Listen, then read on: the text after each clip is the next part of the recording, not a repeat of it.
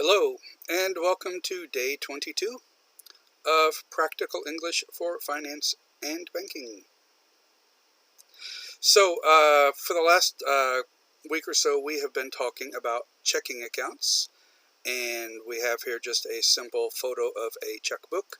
And then if you open that up, in here you'll see the check register where you would record the transactions, like we talked about, and then down here you have an actual check. And some of you might be thinking that, oh, well, I'm in Korea. We don't use checks, at least not this kind, so I don't need to worry about this, right? Not necessarily. Have you ever seen something like this? This is a check. Obviously, you can see here from the United States Treasury.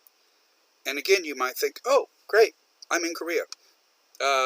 We don't have the U.S. Treasury here. Doesn't affect us. Not so fast. Many of you will be working for banks in Korea. Pefb, Uri, Bank of Korea, Shinhan, Nonghyap, whatever. And those banks have international customers. Because they have international customers, they have to deal with international transactions. Obviously, things like currency exchange and foreign currency, people buying and selling foreign currency, international bank transfers, which can be a little complicated. I haven't done a transfer recently, but it seemed like every time I had to do one, I used to do them pretty regularly, and it seemed like every time I went to the bank to do one, I got a different employee who had never done one before. And so sometimes there would be 3 or 4 workers gathered around the desk trying to figure out how to do the wire transfer. Finally, several years ago, I was able to set up a separate account, a special account, to do those wire transfers. But even now, sometimes currency exchange or traveler's checks or something like that can be a major undertaking at a bank. A major undertaking is like a major project. Now, be careful with this word also. An undertaker, that would be like a funeral director. An undertaker prepares a body for burial. So be careful how you use that. If you call a person an undertaker, that means they prepare dead bodies for burial. Clean the body, apply the makeup, dress them, get them ready for a funeral service. So, but you can undertake a project, which just means something big that you have taken on, a project, a study, some kind of thing that you're working on. Okay, so back to that, and back to the check here. You might think, oh, I'm in Korea. I don't have to worry about U.S. checks. We don't deal with those. Well, actually, you do, or the banks do, because and especially right now, banks are seeing more of these because of the U.S. Treasury or the U.S. government. They're doing some of those economic stimulus checks. Economic stimulus checks, or you'll hear them called economic stimulus payments. Just like in Korea, a lot of the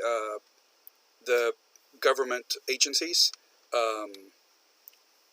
Seoul City, certain other cities, provinces are issuing debit cards or some sort of payment for people to help stimulate the economy, to help keep the economy going during the economic downturn.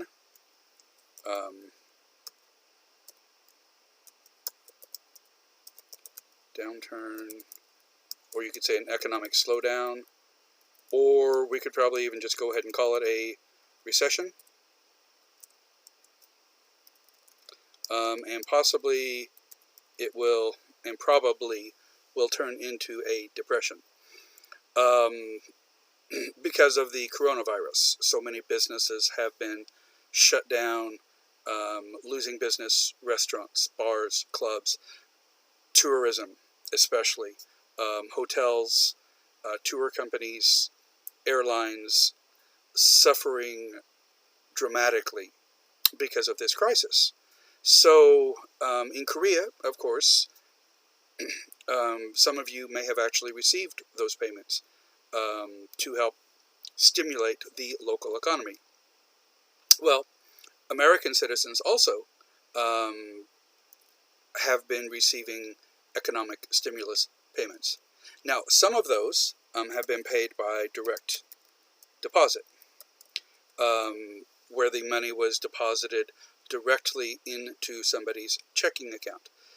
Especially, but that could only happen if the IRS already had that person's banking information. The IRS in the U.S. is the Internal Revenue Service. Okay, that's the government agency responsible for taxes. So if the IRS already had somebody's banking information, which we'll see, they would need your account number, your name, of course, your routing number, and your account number. Basically, your bank information and your account number in order to do a direct deposit. If they didn't have that information, then a lot of people are receiving physical checks. Oops, sorry. A lot of people are receiving physical checks. By a physical check, I mean an actual paper check, a piece of paper, like you see in the picture here. Now, this one is not an economic stimulus check. This, if you look on here, if I can find it, where's the date on here?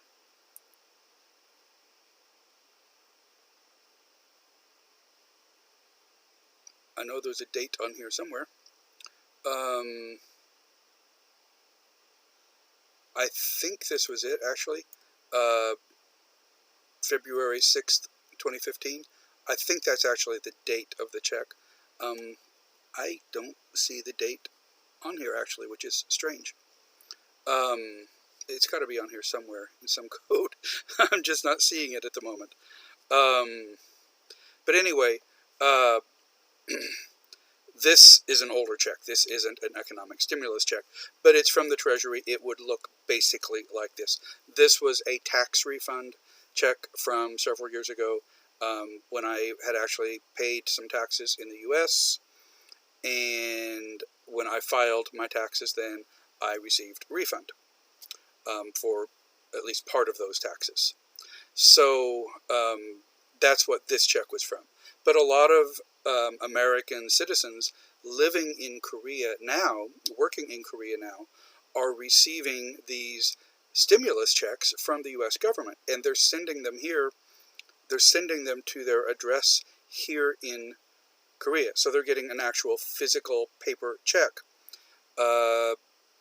And so they're trying to deposit those or cash them.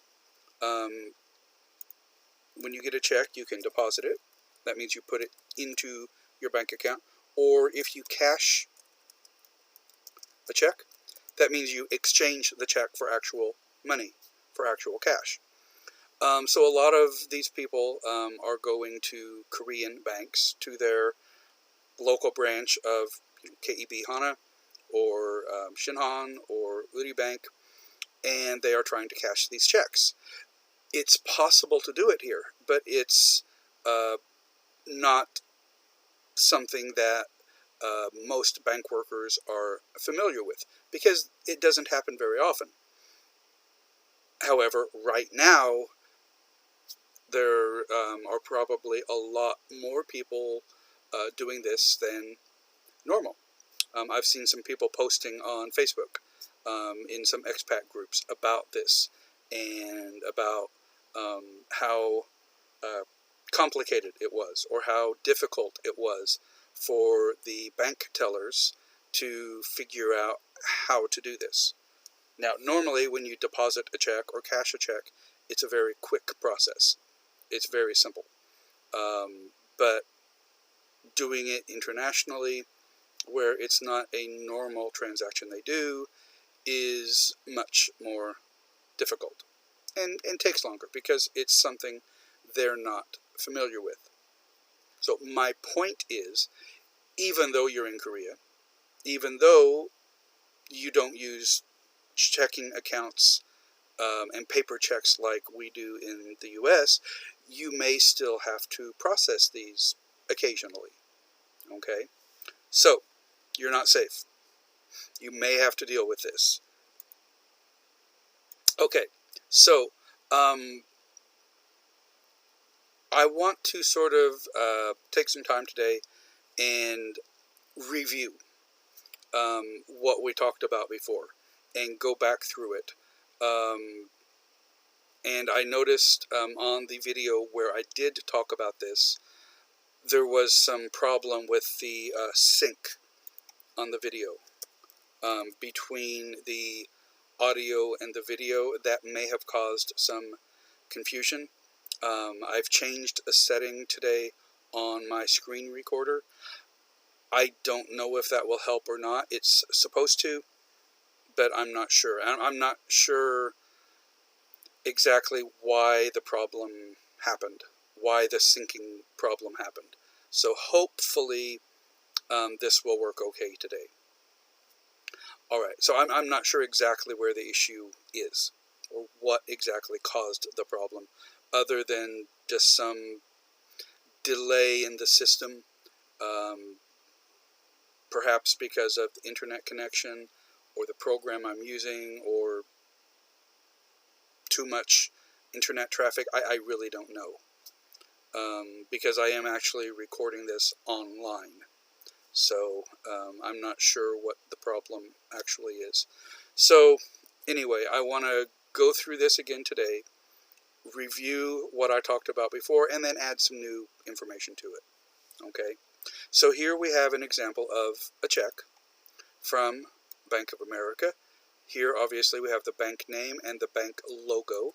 The logo is simply the image that they use, the little picture that represents them. And up here we have the customer's name. On this they're just saying your name. That would be the customer's name, or the account holder, the customer name.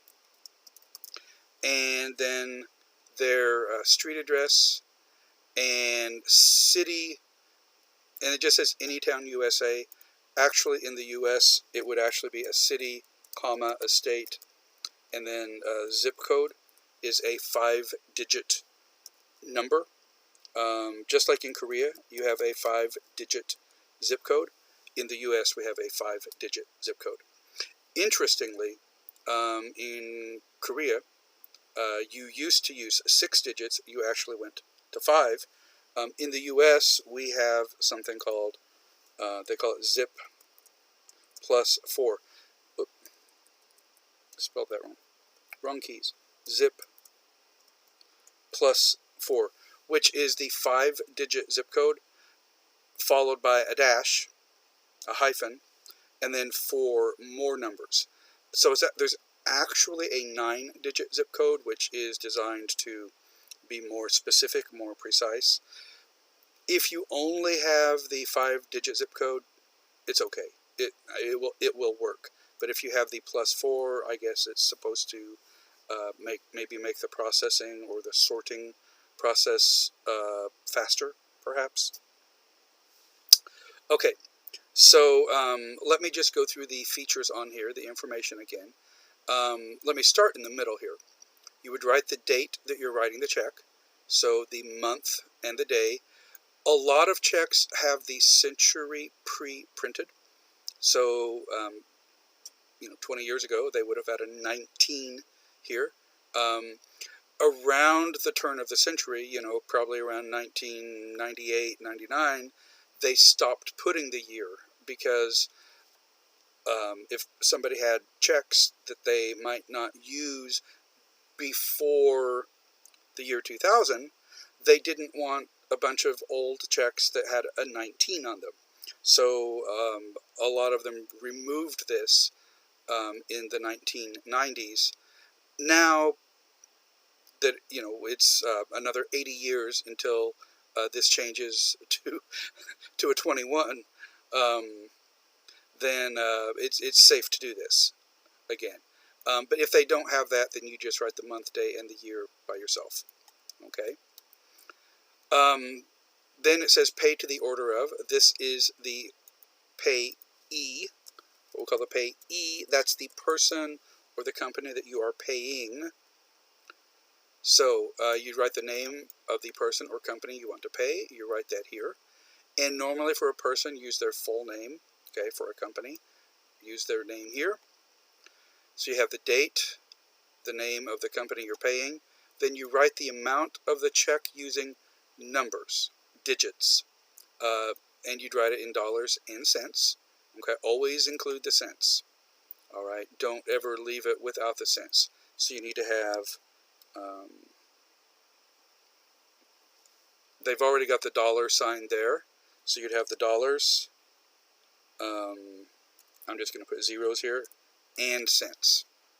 Okay, so you'd always need something before the decimal, a decimal point, and then something after that as well. Then on the next line here, you write the amount of the payment using letters in English, using words, which is one of the reasons we practiced this at the beginning of the semester.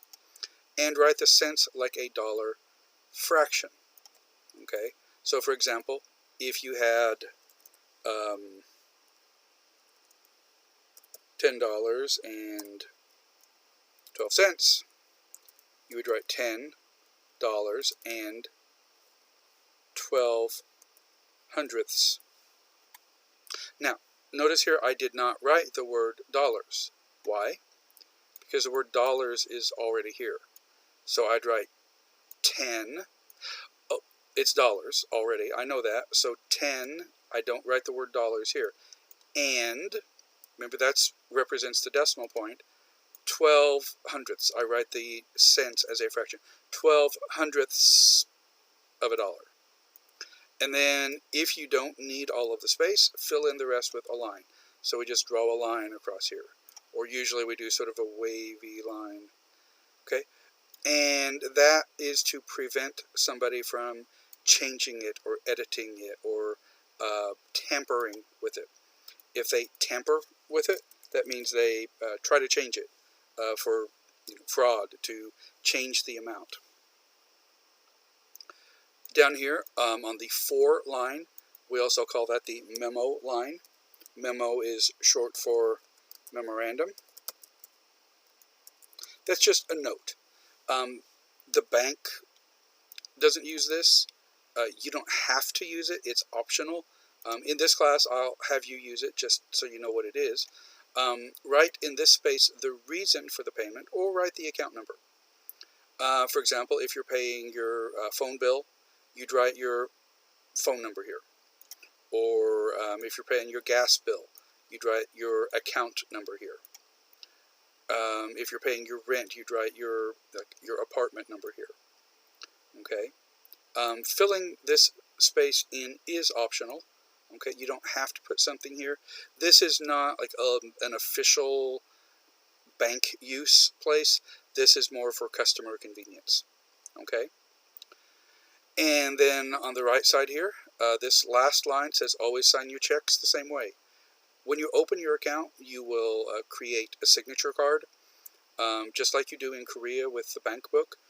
The bank has a file copy of your signature. So if there's ever any doubt or any question of whether the check is real or not, or whether someone is faking, or if maybe they suspect some sort of forgery of your check.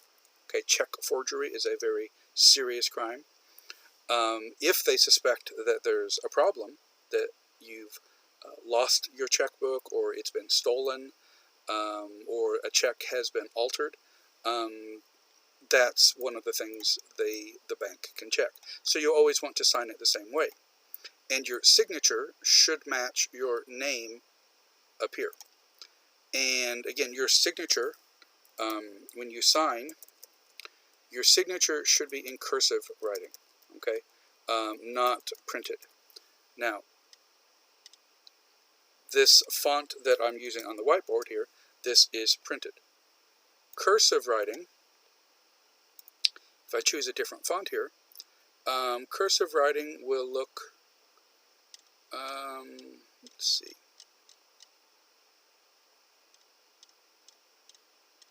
Let me find a good one here.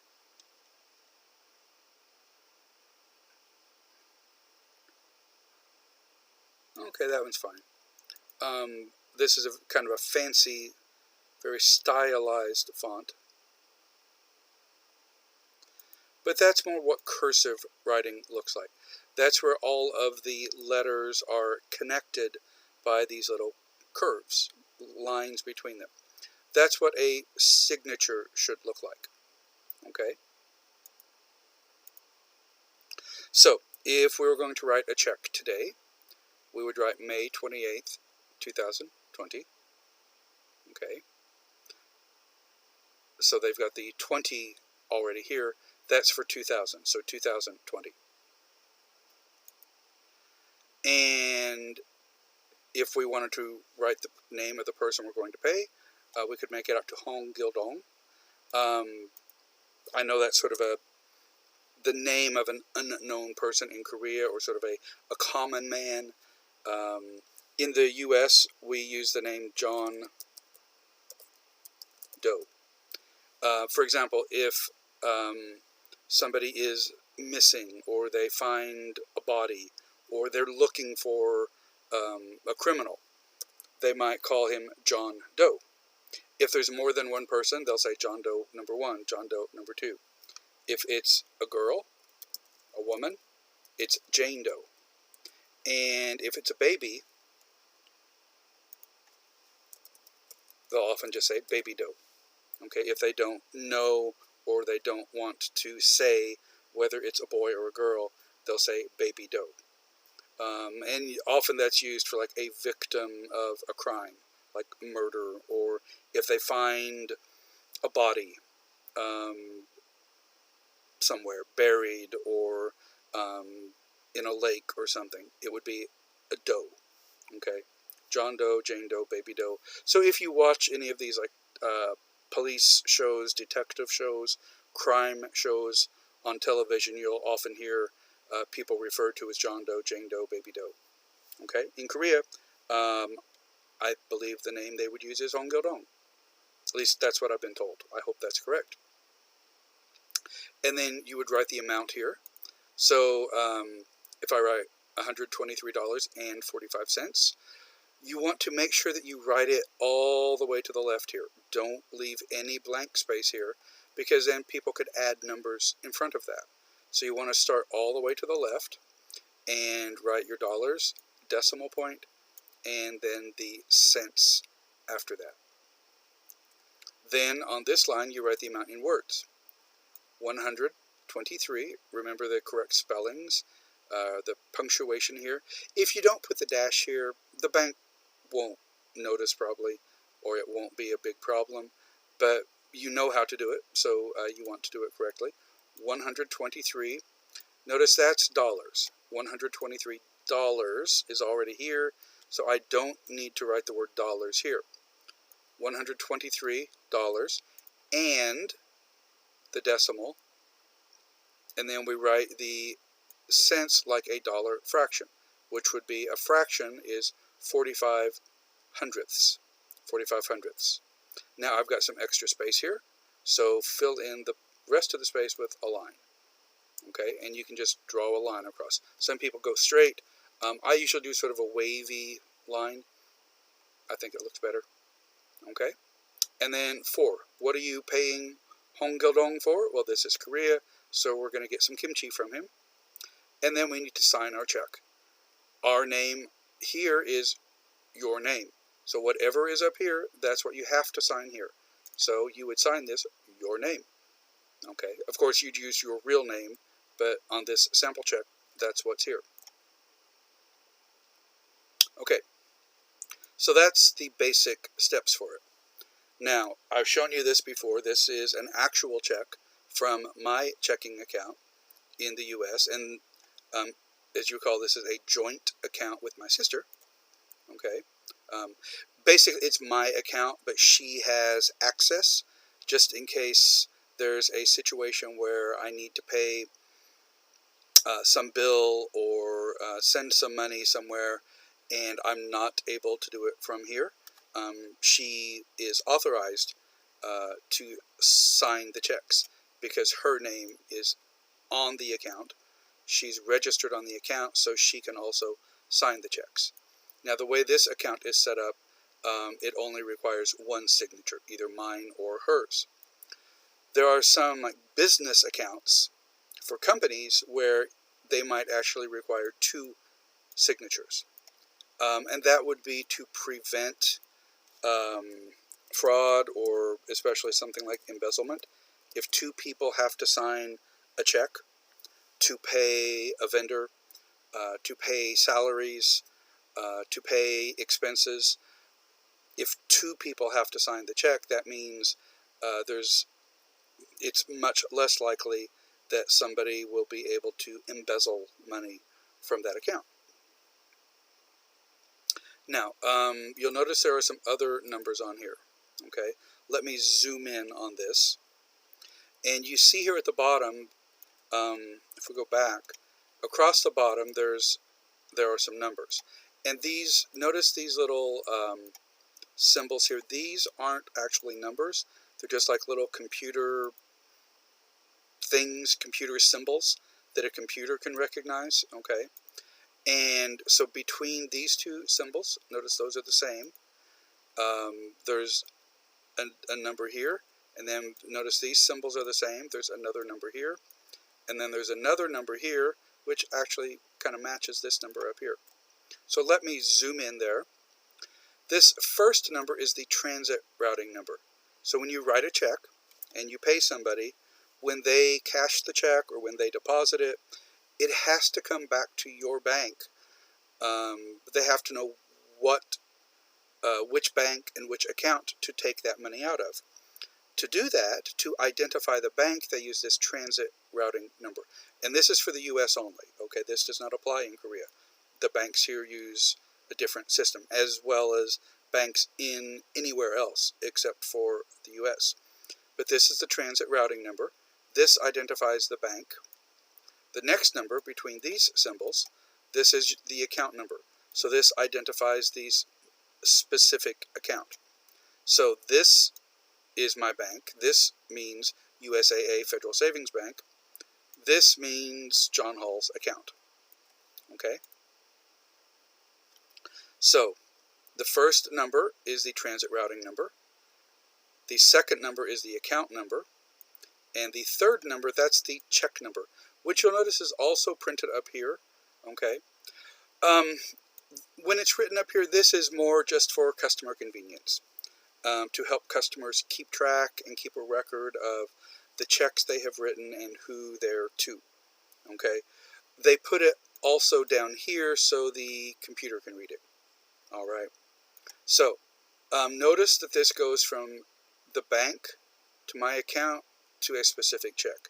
So it goes from more general, more specific, most specific. The bank, my account at the bank, and my check number in my account. So general, more specific, most specific. And notice the shape of these numbers. They're special shape so that computers can read them. And they also use a special type of ink. It's a magnetic ink that computers can scan and read. And I believe it's MICR. I think I mentioned before in Catch Me If You Can, in one of the bank scenes, Frank Abagnale mentions that, or he's learning about that from one of the bank workers that he is flirting with. So if we look at this check from Bank of America, it's got the same things. It's got the transit routing number, again between those little symbols. Then it's got the account number. And this one, obviously, this is just a sample check. They put a check number up here, but for some reason, they did not put a check number down here. So that's missing on this one. Again, they did this as a sample check. So for some reason, I don't know why, even though they put this here, they did not put it down here. So I don't really, this isn't the best example, but the rest of the check is good. If we look at this check, the one I've given you in the checkbook, if we zoom in on this, we have the sample customer here. We have their street address somewhere in the U.S., city, state, zip code, a bank, okay. We'd have the date, paid to the order of, the amount, the memo line, the signature line. What's this number? Of course, this is just a sample, so they've just put a bunch of zeros here. But what does this number represent? That's the transit routing number. The second number here is the account number. And then again, we have the check number here, and notice those numbers match. Okay, if they don't match, something's wrong. So what about this one? The blank check that you've been working with. What's the first number here? What's this second set of numbers? Notice they're spread out, okay, but they're still between this little symbol here. And then this number matches. The first number, again, is the transit routing number. Then we have the account number, and then the check number in two different places. Has to match. What about this one? We've also looked at this example. Again, notice the symbols here. That is the routing number, the account number, and again the check number, 1001. Okay, so this will be the same on every check, every personal check. Now, when you start looking at like that IRS check, it's different. Okay, the numbers on checks like that are different, but for like personal checking accounts, this will always be the same. You'll always see these numbers. So let's practice again writing a check using this sample, using this account. So we have our name here, John Smith. We are the account holder. Okay, 123 My Street, street address, anywhere, IL, that's the abbreviation for the state of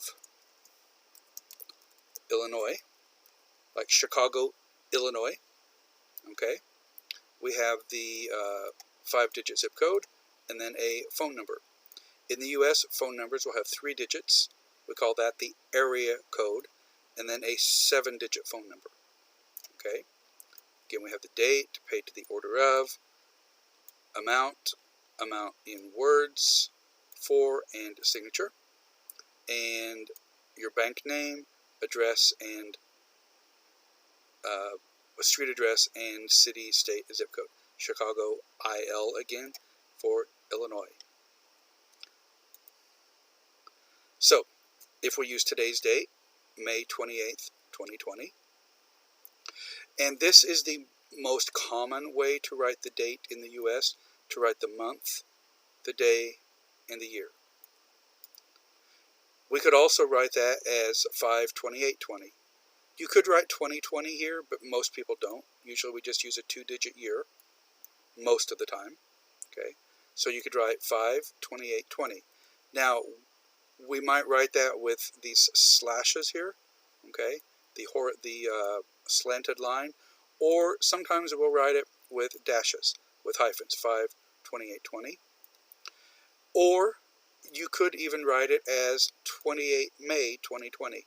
This is a little more formal, but it's also very clear, okay? The only time in the US you'll see people put the date first, the day first, is if they're doing it like this. If they do this, they'll always write the month here. They don't use the number of the month, but the word or an abbreviation. So 28 May 2020. We would not write 28/5/2020, not in the US. Some countries do that. They write day, month, year. Okay, in the US we do not. That would be very strange and confusing. Probably the most common way to do it in the US is this one. Okay, so I'm just going to put that. A lot of people do this. It's easy, it's fast. 5/28/20. Paid to the order of. I'm going to say John Doe here. Okay, I'll use that name instead of Home Gildon. Pay John Doe. How much? Well, let's say $100. We'll make it simple. Now, notice I've left some space here. Is that a good idea? No, definitely not. Because a forger, a criminal, could get a hold of my check, perhaps, or maybe even somebody I thought was a friend. And they might say, hey, there's some extra space here. I'm going to add a 5. Instead of $100, I'm going to get $5,100. Pretty sneaky, huh? So, you always want to write your number as close to this edge as you can. Don't write on the line, okay, but just don't leave any extra space here. So we have $100, and then we need to write that. Now, also be careful. Somebody could try to change that 1 to a 4, which is why we also write the amount in words, so they have to match. So you want to be careful and make sure you do all of the appropriate steps so that it doesn't look like $400.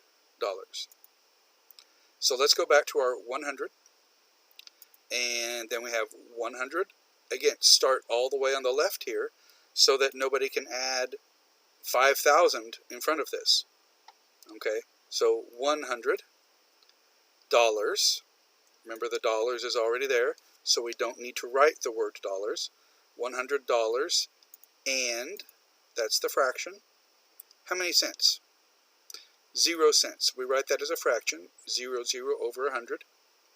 Now, again, if it's 0, if it's an even dollar amount, $100 with no cents, if it's an even dollar amount, a lot of times we'll write the word no hundreds. Again, this is much harder to modify. If you have zeros, maybe somebody can change those into a 9 or an 8 or a 6. But if you write the word no, that's much harder to change or alter. Now, we've got some extra space here, so we need to fill that in with a line. Why are we paying John Doe $100? It's his birthday. Happy birthday, John Doe. So this is a birthday gift, and we need to sign.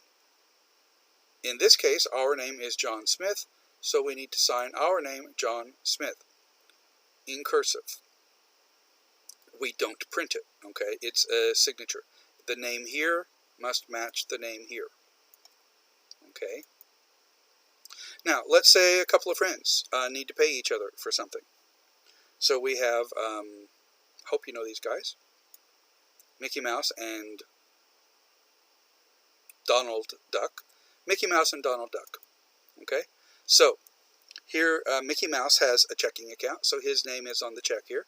Mickey Mouse, his address, 123 Main Street, Walt Disney World. Walt Disney World is in Orlando, Florida, okay? I just wanted to keep the address short, okay? So I didn't write the whole I didn't write Orlando, Florida here. And so where does Mickey Mouse have his bank account? What bank does he use? Well, he uses Walt Disney Savings and Loan. Okay, and that would be in Orlando, Florida, 23412. I just made this up. Don't check it. I'm sure it's not right. It's just a random number, but it's a 5-digit number. FL.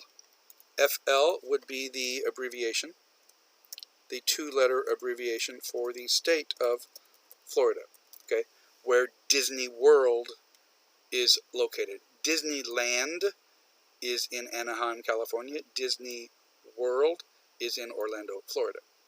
And of course we have Cinderella's Castle here for their bank logo. So Mickey Mouse needs to write a check. He needs to pay Donald Duck. So today, May 28th, 2020, this is the Walt Disney font. That's how Mr. Walt Disney himself wrote. His Y's look almost like a 4, kind of, because he does them in one single stroke there. Pay to the order of Donald Duck. So Mickey is paying Donald. How much is he paying him? $648.93. Notice we started all the way on the left here. No room for forgery. 648, right? Again, start all the way on the left here. Don't leave any extra space. 648. 48 has a dash. $648 is already there. So we say and 93 hundredths. 93 hundredths dollars. Write this as a fraction. And I've got just a little space there. I'm just going to put a short line, okay, just to fill that in. What is Mickey Mouse paying Donald for? Well, Mickey is a mouse. He bought some cheese. Or Donald got some cheese for him and Mickey is paying him back. And then Mickey needs to sign his name, Mickey Mouse, his signature in cursive. Okay, so that is what it should look like. And again, here we have the transit routing number, we have the account number, and the check number is 5284. Okay. Now here's a little meme I found on the internet. This is kind of fun. Somebody wrote this check, and in the amount where they have to write the amount, they wrote 650. 650. 650 is sort of a very, what would I say? I'd probably use the word hick, or very country way of saying 600. 600 is 600. 50. 50 is a very informal way of saying 50. Okay, so 600.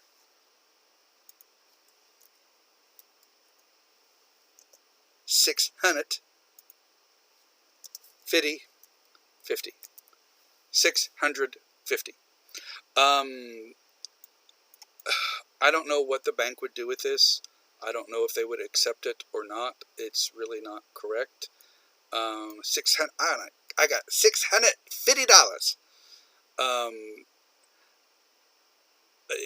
Don't do this. Okay, I'm not sure how a bank would handle this, honestly. But the meme here is sometimes you just need $650. So anyway, don't do that. Okay, so the next thing I want to talk about is this is a form from a bank talking about distribution method. And several years ago, when my aunt passed away, she had some money in a retirement account. She was an elementary school teacher for her whole life, so she had a retirement account, and when she passed away, she, in her will, she left money for me and my brothers and sisters, and also my cousin. Her brother's son, and my dad was also her brother. So she left money for all of us kids, the younger generation. So we were the beneficiaries in her will for this money, this retirement account. So it was basically an annuity. Okay. And so we could choose to basically leave the money in the account, or we could take some of that money out. A few years ago, I wanted to take out, basically to withdraw part of that money. They call that a distribution. Okay, they distribute part of that money. So you have to choose either direct deposit or check. I was in Korea, so I wanted them to deposit it directly into my checking account, because if they sent me a paper check, that would be difficult to deposit or cash here in Korea, like I talked about earlier. So I wanted direct deposit, okay, and I'm going to skip this. This just talks about some of the details. And then they want to know what kind of account I want them to deposit it into. Checking or savings account. Okay. If it's a checking account, they say a voided check must be attached. Not a deposit slip. No deposit slip. A deposit slip is what you use at the bank to deposit money into your account. Okay, but they wanted an actual check. So let me zoom in on this a little more. Okay. And they want the financial institution's name, that's the bank, their telephone number, the ABA number, that's the 9-digit bank routing number, okay, that we talked about, and then the account number. So they wanted, and then here it says attach a copy of a voided check. So I put a check there, a blank check. I just taped it on there, and then I had to fill in the information here. The financial institution's name, that is USAA, Federal Savings Bank, so I wrote that in here. Financial institution's telephone number, down here they have the bank address, and then they actually have two phone numbers. I just picked the first one, write that in, area code 210-456-8000. The second number here is 1-800 something. In the U.S., an 800 phone number. I believe that's like in Korea, I think they use 080. That's like a free phone call. So if I call an 800 number, I don't pay. The company pays for the call. The ABA number, that is the routing number, the transit routing number. So this 314 number, make sure you get all of the digits. And it says here it's a 9-digit bank routing number, 314-074-269. And then the account number. Again, that's the number between the little symbols here, 136684769. Okay. They do not need the check number. Okay, it doesn't matter. And then you have to void the check. When you void a check, that means you make it so it cannot be used. So somebody could not take this check, write in an amount, and use it for anything. Basically, you invalidate the check.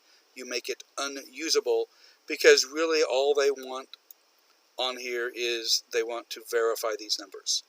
Okay, and they can see on here that I am the account holder. They can verify the bank name and phone number, and they can verify this information.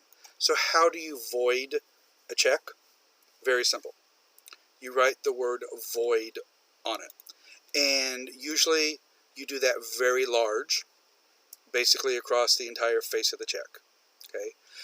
The thing you don't want to do is don't cover up these numbers, because these are the numbers they're verifying. These are the numbers they need to check. But I wouldn't write just void like tiny letters, real small. I do it great big void. So it's very obvious, so it's very clear. Okay? All right. The next thing we're going to talk about is traveler's checks, but I'm not going to talk about those today. I will stop there. We're already at about 50 minutes, so I will stop there for today, and we will talk about traveler's checks next time. Okay, guys, have a good afternoon and a great weekend, and I will see you again on Monday. Thank you.